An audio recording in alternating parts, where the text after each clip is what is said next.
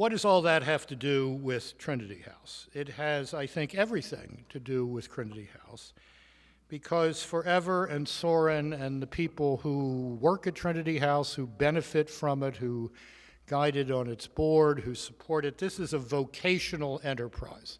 It's not a job, it's not another boutique cafe, it's a vocation, it's a calling, it's an answer to a calling. And in that sense, it really is the new evangelization in action. First of all, in the simple public witness of having this place in the middle of town that's an unapologetic, welcoming, not in your face, but welcoming witness to the love of God in Christ. With coffee. Secondly, family formation. This theme, Heaven in Your Home, which is part of the workshop, which is the theme of the workshops that Ever and Soren lead, these Heaven in Your Home letters that they send out. All of this is based on a quite serious theological idea, that the family models the Trinity, hence the name. Trinity House is not just a nice name, it's an idea. It's one of the two great Christian ideas. God is triune, God became incarnate. The family models the Trinity in a distinctively tangible way. And then these parish-based programs that Trinity House is creating around the country are another example of the new evangelization in action.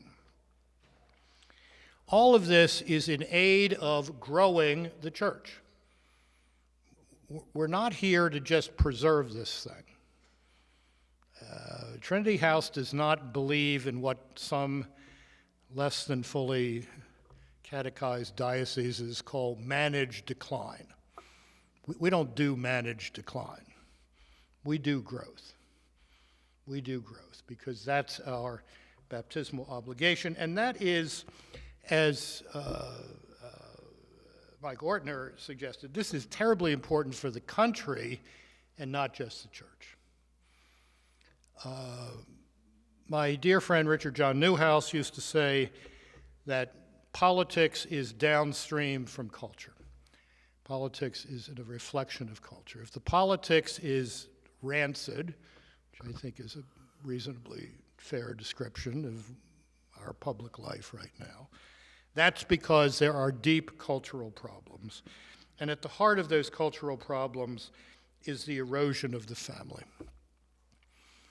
When I was first going to Poland right after the changes of 1989, one of the things that first struck me is how the communist project from the get-go tried to erode family life in Poland.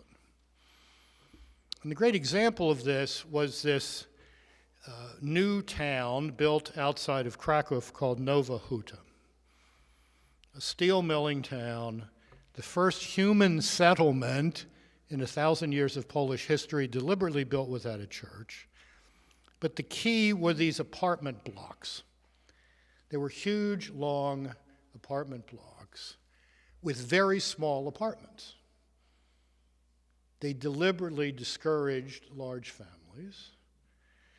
You could not walk down the longitudinal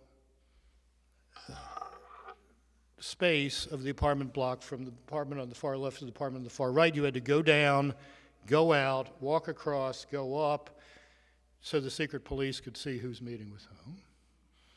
Work schedules were arranged so that parents had very little time with children. And one of the first things that the Polish Communist Party did in late 1945 was set up kindergartens.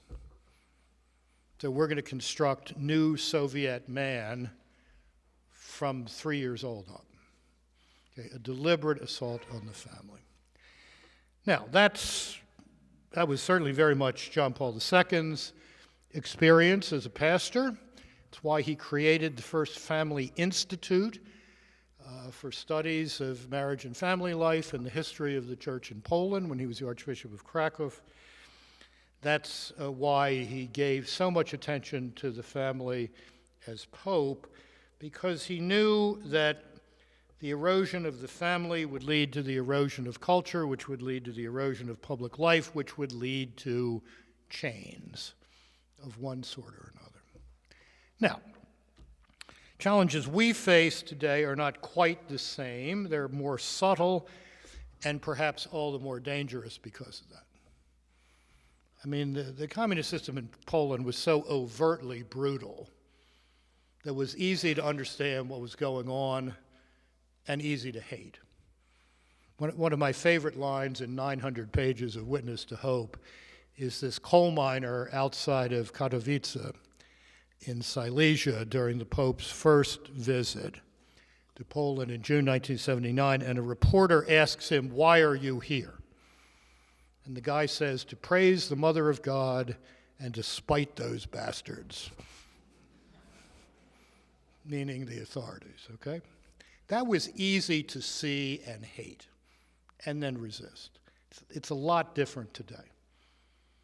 Netflix isn't beating you over the head with a truncheon or making you live in a small apartment or whatever, but it is sending out bad stuff, corrosive stuff, family eroding stuff. The same thing for internet, social media, et cetera, et cetera, et cetera. So we have to be, as this Church of the New Evangelization, what I have come to call a culture-reforming counterculture. We have to be a counterculture, but we're not just saying no to stuff. We're saying no to stuff in aid of reform and a culture built around genuine human dignity, community, and solidarity. So what's going on here has been going on here at Trinity House, and what will hopefully go on for many, many more years, so that I can plead helping get this started when I meet St. Peter, really deserves your support. And I thank all of those of you who have supported this in the past, and I urge those of you who haven't to consider being part of the support system of this wonderful ministry, which I'm sure is making John Paul II very happy. Thank you.